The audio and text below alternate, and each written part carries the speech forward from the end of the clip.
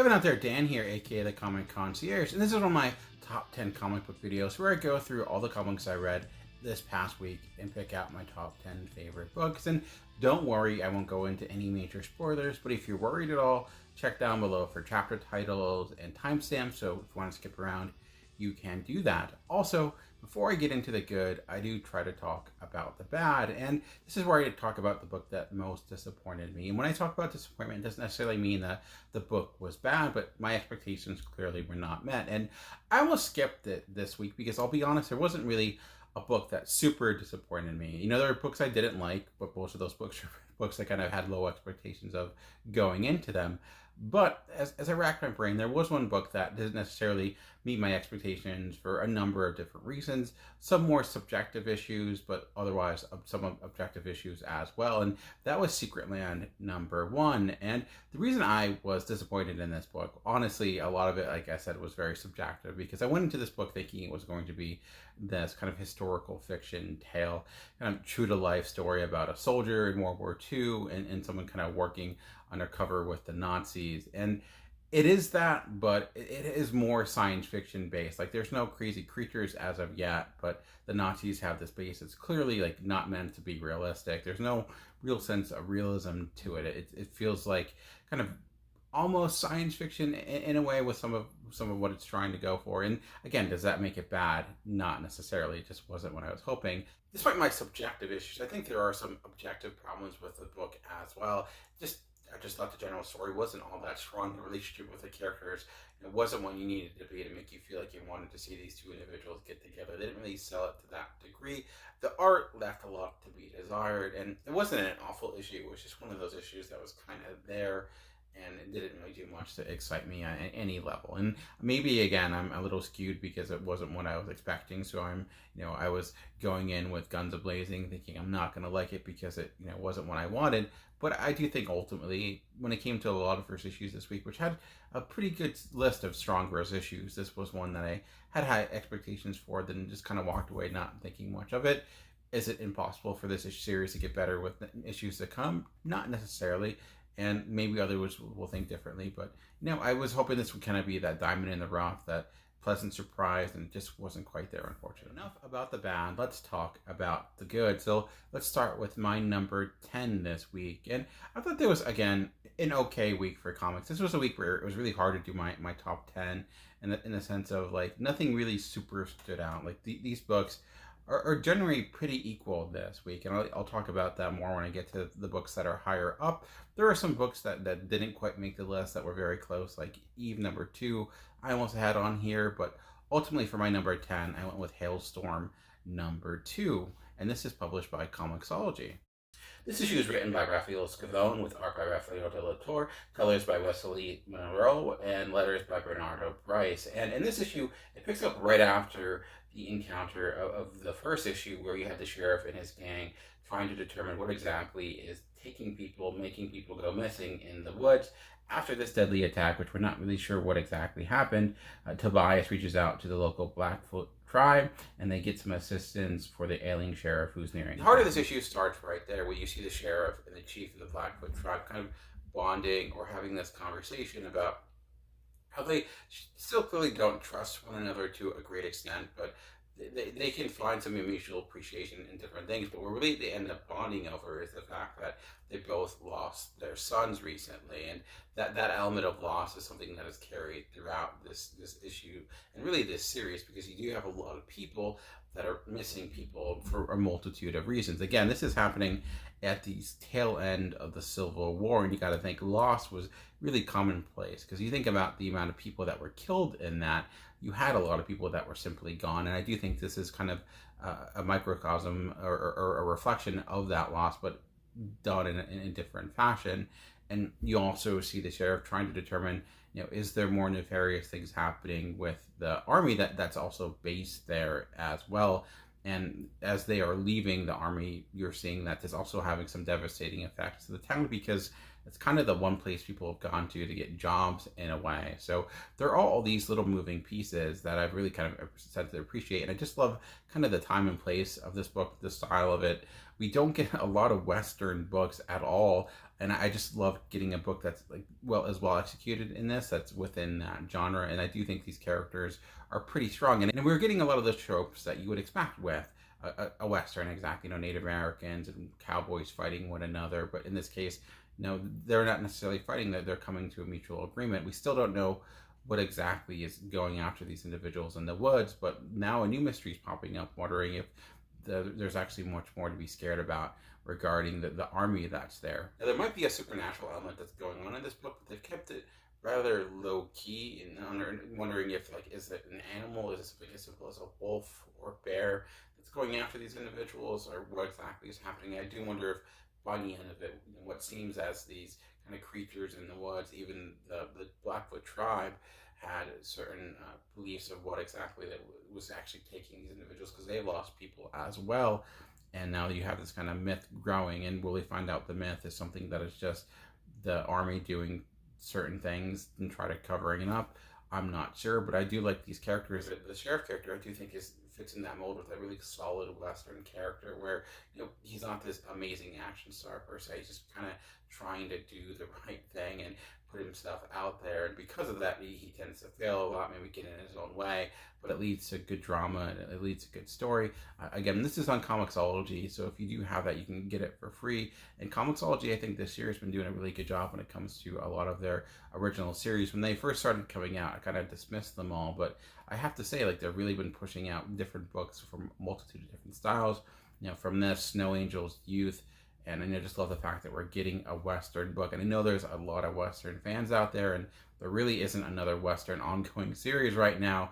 And I think if that is a genre you adore, a genre that you really appreciate, I think this will be right up your alley. Number 9 for me comes from Marvel Comics this week, and it's Iron Man number 9. This is written by Chris Cantwell, but with art by Cafu, and I've been really digging this run since the beginning. And this is another kind of offshoot issue in a way, where it's all dedicated to kind of the main villain of this book thus far, Korvac, and kind of going into his history and really diving into what exactly he's trying to do. And this is an issue that kind of, again, takes a step back, which is kind of a brave thing to do when you're at 9 issues, and to focus primarily on the character of Korvac, to kind of get into his psyche and look at his origin and kind of figure out where exactly he's coming from. And as a person that knows very little about Korvac, I did actually appreciate this, because in a way it was able to kind of go back while still pushing forward, which is not the easiest thing. I'm a big fan of Cafu, and I think it's really important for an issue like this, when you're dealing with these cosmic creatures and you want to make them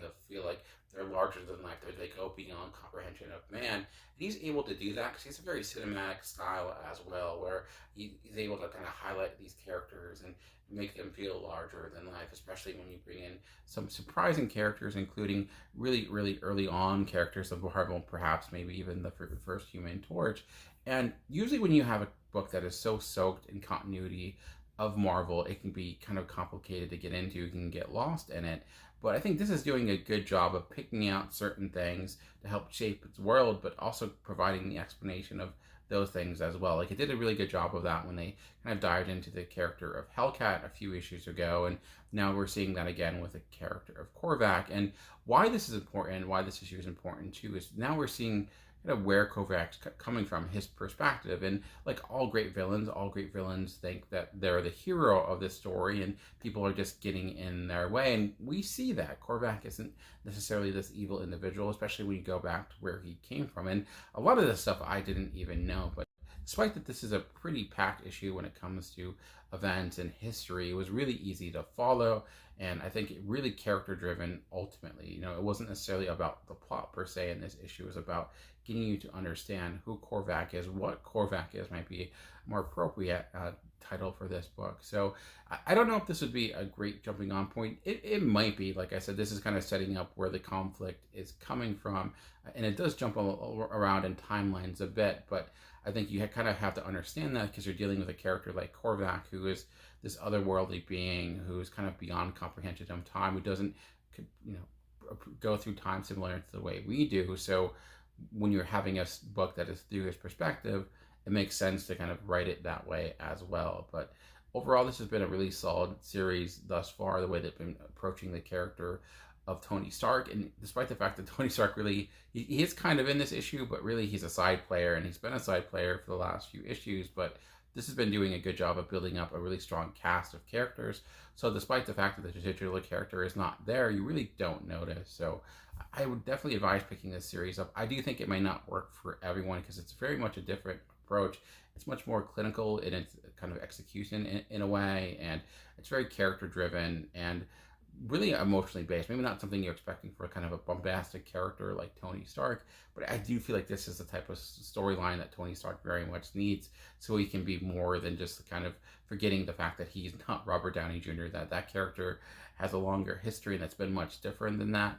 And this has been the first series I felt that has kind of acknowledged that and kind of trying to break him away from the MCU version that people have come to know, and remember that Tony Stark can be looked at and written differently, and that's really one of the biggest highlights of this book thus far. Let's move on to my number 8. And my number 8 also comes from Marvel. They had a pretty good week this week, so kudos to them. And it's Strange Academy number 11. Again, another book I've been really digging with Marvel. I know I don't love every Marvel series, but there are certain series that have been really consistent since they've come out. Iron Man being one of them, Strange Academy being another. And you look at one of the biggest reasons for that is consistent creative teams, and the fact that this has pretty much had Scotty Young and Roberto Ramos on writing and art duties for all 11 issues now, which is not super common, but it's becoming more common. I think maybe Marvel saw what was so successful with Immortal Hulk, knowing Al Ewing and Joe Bennett were on the majority of that, and realized maybe that's part of the magic too, so let's get back to that. Whatever the reason, ultimately, like, Strange Academy is a book I don't think would work if you got a different artist in a way. This issue is all about a murder mystery, or kind of a murder mystery, where you have a student who's from Weird World, who's kind of this glass-like creature, is kind of murdered, let's just say destroyed or dismembered, but he can be put back together. However, there's missing pieces. So it's kind of like this puzzle glass mesh with murder mystery, and who do you get to kind of solve that type of crime? Who do you get to try to help you out there? Who else than Howard the Duck? So that was to me like a big surprise, and I do feel bad for kind of ruining that in a way. But again, it's not necessarily a plot point, but it's a big point of the issue is the fact that Howard the Duck is there interacting and kind of investigating, including interviewing students, and that was one of the biggest highlights here, was seeing him interview. And I'm a huge Howard the Duck fan. I wouldn't say huge fan, but I've liked a lot of his series, this last series from Marvel, which was really underappreciated. So I don't know the last time he showed up in a book, so it was fun seeing him here. And Scotty Young writes a really good Howard the Duck, and Roberto Ramos draws a really good one, and he fits seamlessly into this world. It makes sense, right? This is a world that's full of random and crazy creatures, so a talking duck from space kind of fits right in without a problem. And I just thought like the procedural aspects of it were pretty strong as well, to see him kind of go through and figure out what exactly happened. Despite the fact that the center of this was kind of something that was horrible, although perhaps it undercut that a bit by knowing like right away it's like, oh, he's murdered but not really. Almost like, okay, like we're not going to let you know that this kid is going to be fine by the end, which maybe hurt the drama a little bit, but really the story here wasn't the fact that someone was murdered. It was more so who did it and why. And again, one of the things we're seeing is kind of being able to kind of flesh out a lot of these characters. And by the end of this, I thought it was actually somewhat of a pretty good surprise. And this is actually a storyline that's going to be continuing next issue, which has not always been the case for the Strange Academy. A lot of them have been one and done storylines, but this is clearly at least a 2-issue arc, maybe more. But been really loving this book, and this issue is no different. The first number 1 I'll be talking about, which is Bunny Mask number 1. This is written by Paul Tubin with art by Andrea Moody, and this is a story that it's kind of difficult to explain without spoiling it in a way, but it opens up pretty much in your face right away, where you see these two individuals kind of investigating a kid who hasn't showed up to school, and it becomes very deadly right away.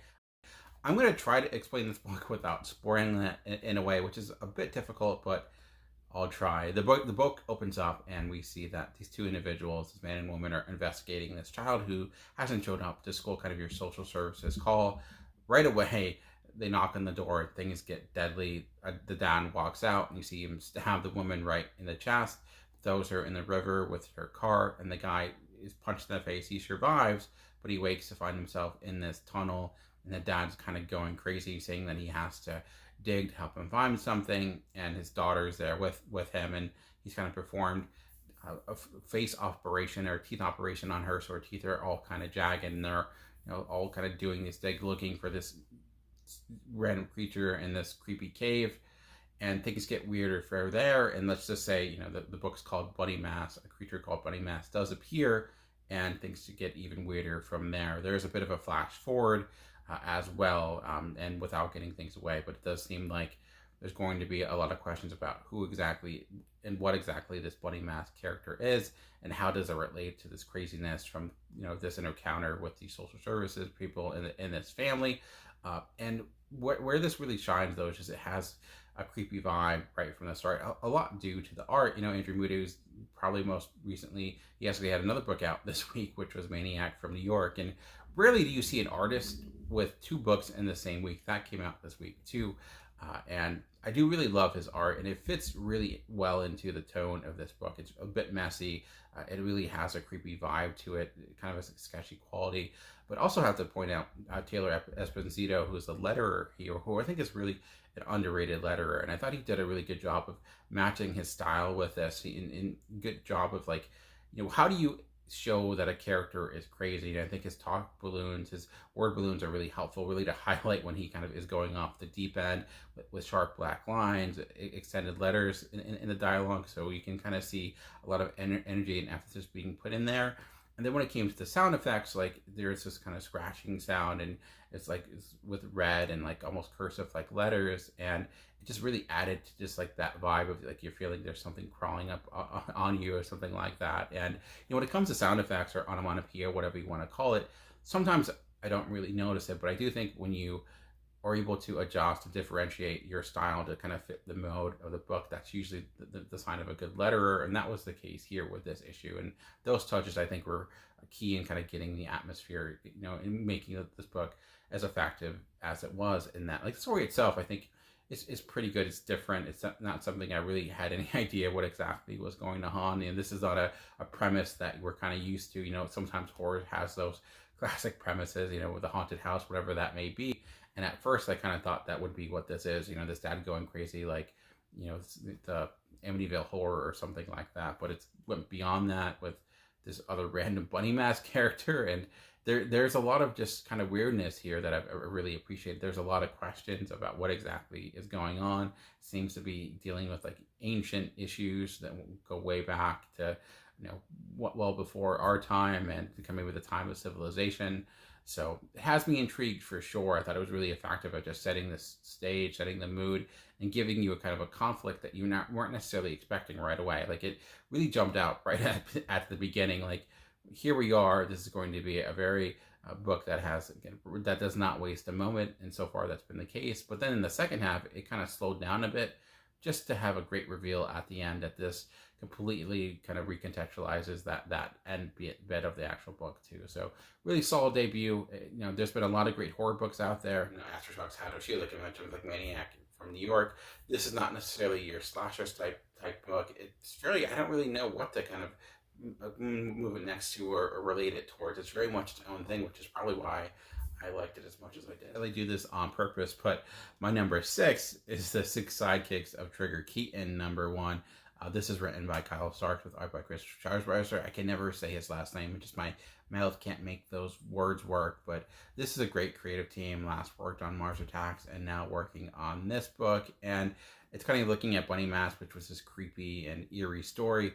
This was not that, but I really needed this book. It's a book that was just kind of funny and joyful to read, off the wall, wacky, but really well executed.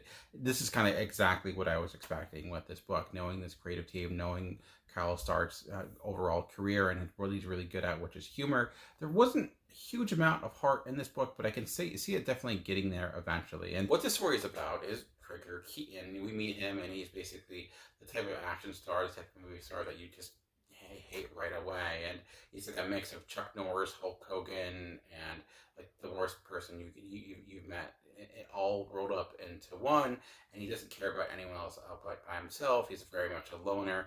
He thinks he's the baddest ass that ever existed, ever walked the earth, and even he'll put people's lives in danger that are on set, like even punching like stuntmen in the face and not worrying about it, saying that's their job and that's all he really cares about. Well, of course, because of that, a lot of people dislike him and hate him.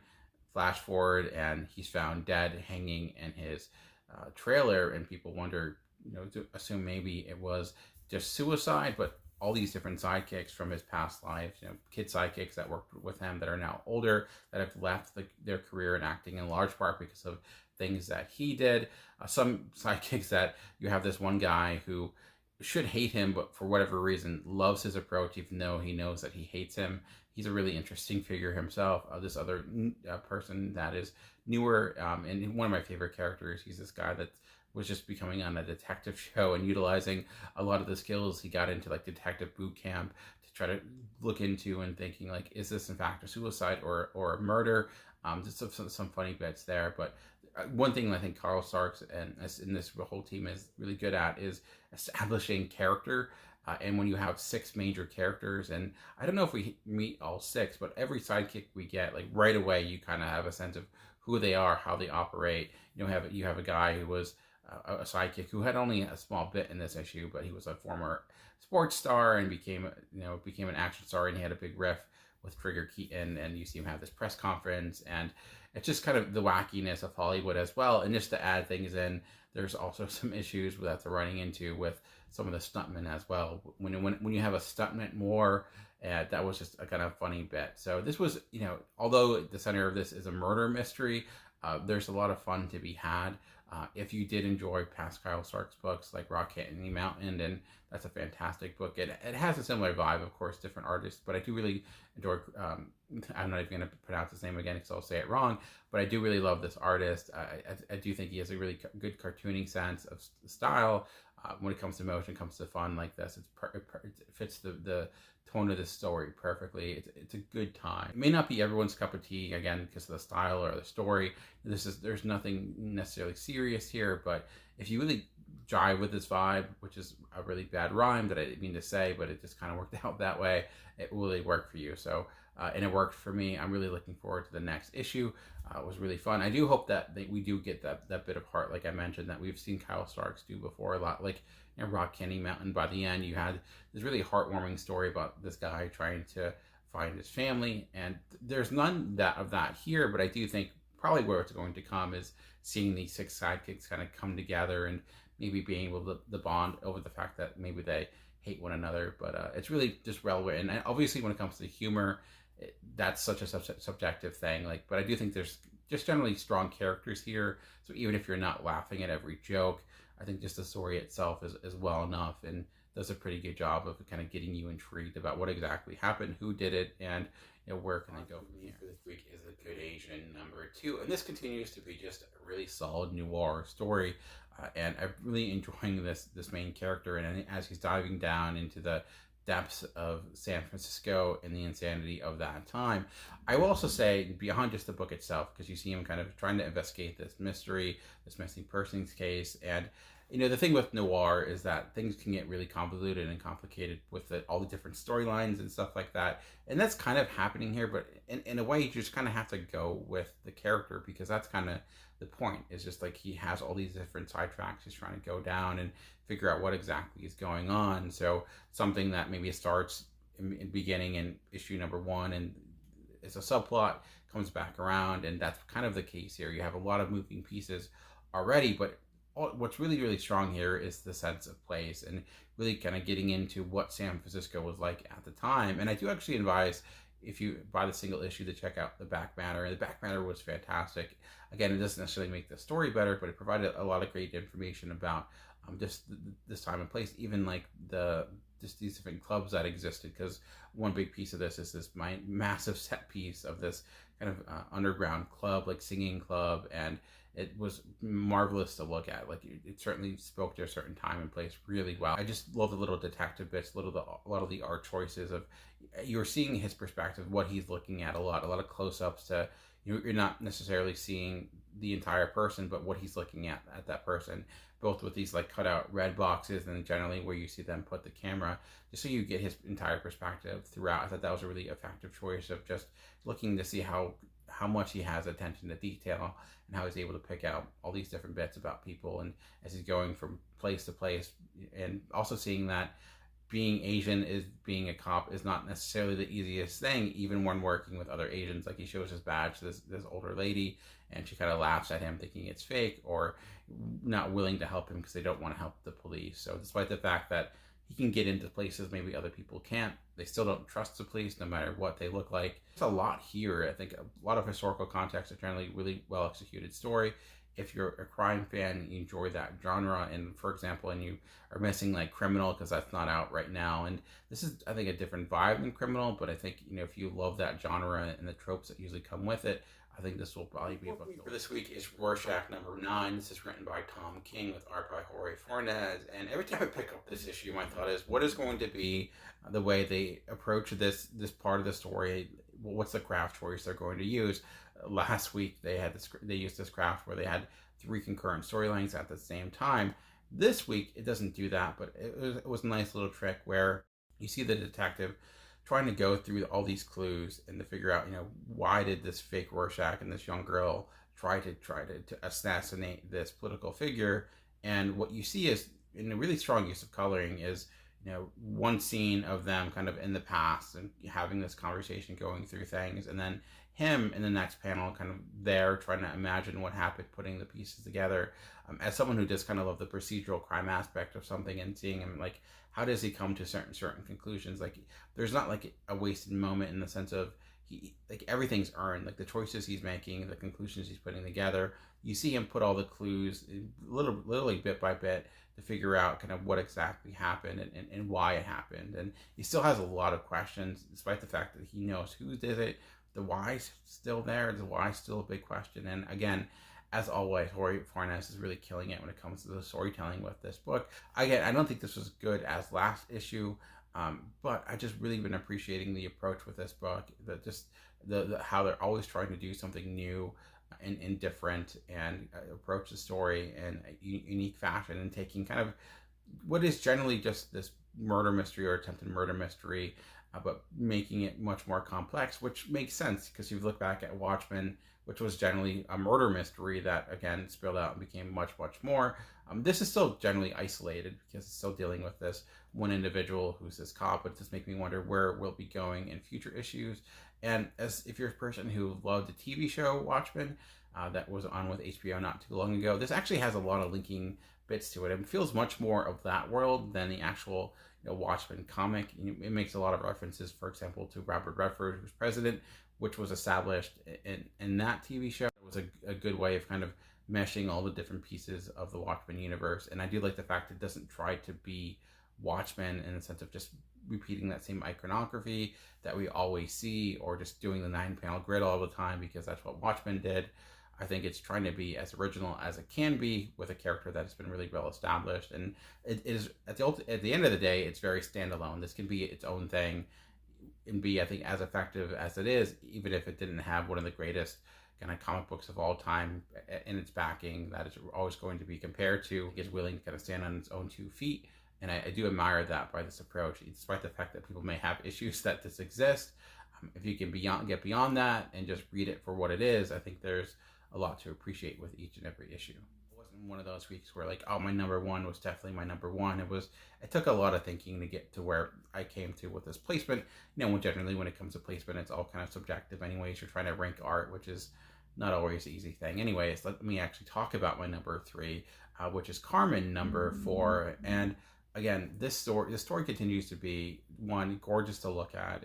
The art here is just top notch. Gillian March, just the way he designed this world. Like anytime I see a book now that does not have the world design, the backgrounds, the character designs that this does, it feels like I'm being cheated in a way. Every panel, every page, it feels like you are there living in the moment. And then just the character designs themselves are really strong. And beyond that, this was an emotionally impactful issue. And you know, I know it was emotionally impactful because when I got to the last page, which I thought this could end here, this could be the ending. It would be a little bit ambiguous, but was like, let me make sure there's an issue 5, because I was really worried that it was going to end there, and I'm like, no, I need to know more. And this is where everything kind of came to a head. And if there's one complaint, is that this seemed like the obvious route of where this relationship dynamic is going to go. The story itself of Karmen is about this girl who attempted to kill herself or killed herself, and now she's kind of in limbo, kind of living on Earth, or existing on Earth, and kind of just looking around. At first, she's just kind of being this free spirit going place to place, but now we've been seeing her kind of reflect on a lot of the choices she made, especially after last issue, because you have this other being who's kind of like this death character that's supposed to usher her into the next life, but we're seeing maybe she has, she's not necessarily quick to do that for whatever reason. What set her off on this kind of journey, or this decision to begin with, is the fact that she was having relationship difficulty with this guy that she loved, but she felt that he was in love with someone else. And in this issue, it approaches that head on in a lot of ways. And again, it was an obvious choice, but I think it was necessary to get the drama here. Again, this is not a story about trying to trick you or about crazy revelations of like, oh, I never saw that coming.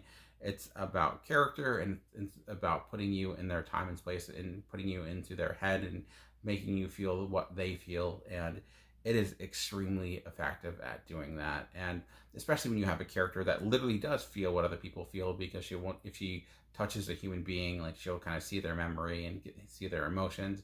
And there's a nice little bit at the beginning where you see her do that with this guy who was trying to, is coming out, and you see he's robbing some place. But then you see what brought him to that, being a refugee and having like no other choice, and this is the only way. I just thought that is a nice little bit of just seeing that's what this book has been about, is perspective. Like, you don't know what the world is like through other people's eyes, and this has been a story that's been kind of showcasing that from the beginning. So I'm really excited for the last issue. Again, it was close to being my number 1. I thought was generally effective. There was only one small bit that took me away from it, like I said, was that narratively it seemed like it went to the obvious way, but that can all change with issue number 5, and make me wonder, where exactly does it go from here? I have an idea. I think, is it going to give us something that is more of a happy ending or a sad ending? Both are kind of dangling there, and I think both have the same level of likelihood.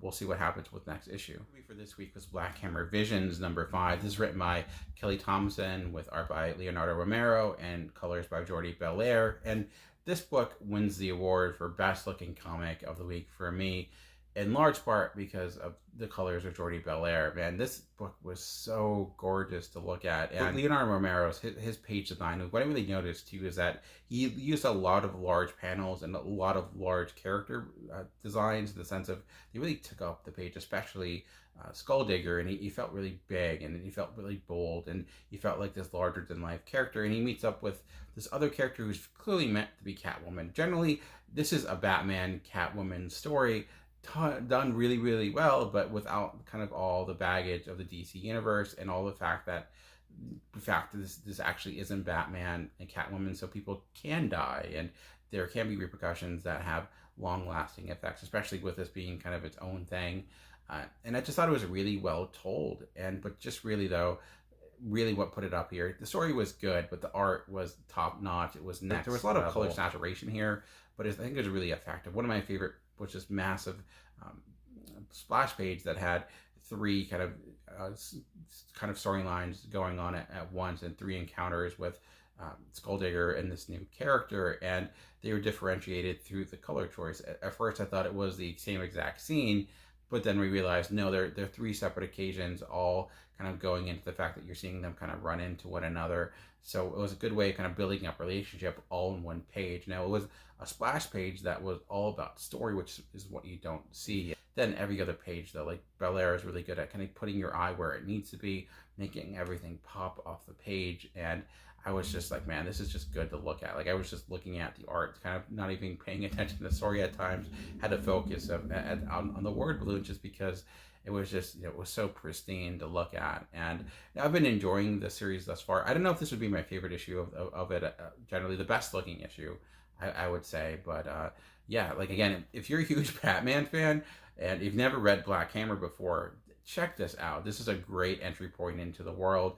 I'm really glad that we're seeing more Skulldugger, and his look, you know, again, he's like Batman, but maybe with a more gothic kind of death look in a way, with more of a biker mindset, because instead of being a billionaire, he's a butcher. There's no bones about what exactly this is taking from it. It's not trying to hide the fact of what it is, but, you know, it's just, if this was a Batman Catwoman story, it would just be as good. But knowing that they don't necessarily have to play by those rules, they can kind of do fun different things, and they took advantage of those rules with this issue. So what is my number one this week? And I'll be honest, when it came to my number one, I didn't in any way, shape, or form expect this book to be my number one going into it. This was a book I was actually close to dropping, or I know I liked it, but it wasn't something I was over the moon with, as many people were. And it's Geiger number 3. This is, of course, written by Jeff Johns with art by Gary Frank. And I liked the first issue well enough. I just thought it felt rather familiar. I didn't really dig the second issue that much, but what this issue did is it was completely recontextualizing everything that came before, especially much of the first issue, as you look and see more about the history of the glowing man, and see that he actually has kind of a history with this Prince character, that's basically this Joffrey character that lives in Las Vegas, and seeing there's a reason that character actually hates the glowing man. It's a strange choice in a way. I wonder, like, does it make sense to keep that, you know, making that untold story until right now? I will say it did lead to a really strong issue, and a really emotionally impactful issue as well. And I gotta say that I was impressed that Jeff Johns made some choices in this, and along with Gary Frank, when it came to, you know, basically taking an element of hope and completely destroying it. And it was like, wow, you know, a revelation I thought wouldn't come into the very last issue came in this, and which is maybe a big reason why I wasn't as impressed with it as I was, because I'm thinking, like, I had an idea of where it was going, and I kind of dismissed it in that sense of, like, I see the pieces, I see where this is going, we've seen this story before, but this issue completely rewrote that, and now we're seeing that, you know, this glowing man is living a different life than we necessarily expected. It makes everything that came before all that more tragic. A story that was seeped in tragedy just finds a way to becoming more and more tragic. It also, I think, this is where it kind of leads most into the superhero aspect as well, where it felt much more of a superhero story than a dystopian future story, which kind of makes sense, because this is what that creative team has done the most together. So going back into that mold is fitting. And again, Gary Frank is, man, it's great looking to see his art again. He's definitely taking a lot of the tools that he got when it came to working on Doomsday Clock. And we do see a lot of the 9-panel grid here, but I think it's not used to an as nauseam effect. It's effective when it's there, and generally his art is just super sharp. His character faces are always on point, and he's really able to, I think, convey sadness, and especially needed. And there's just some bits in here, some visual storytelling that I don't want to spoil, but let's just say when something is tossed into the air, and it's an object that has a huge amount of sentimental meaning because it's more than an object.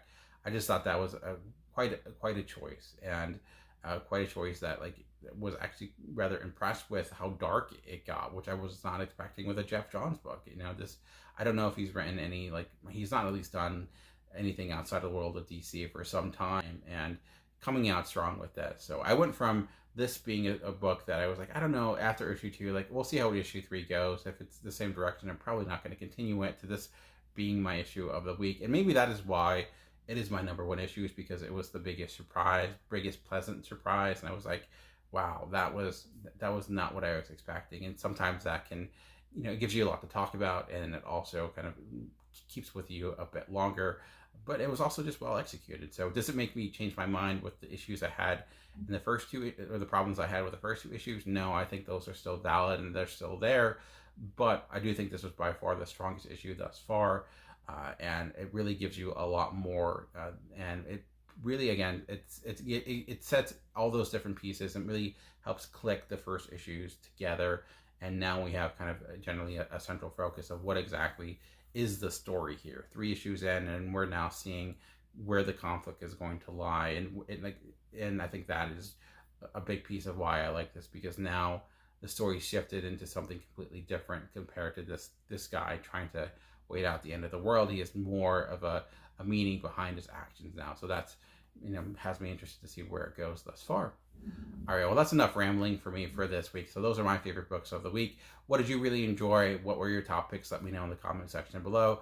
I know there are a ton of comic book channels out there, so I appreciate any comment, any like, anything like that. I truly do appreciate it. I thank you for taking the time to check out my channel. Just remember that comics are for everyone. The key is finding the right one. Until next time, keep reading.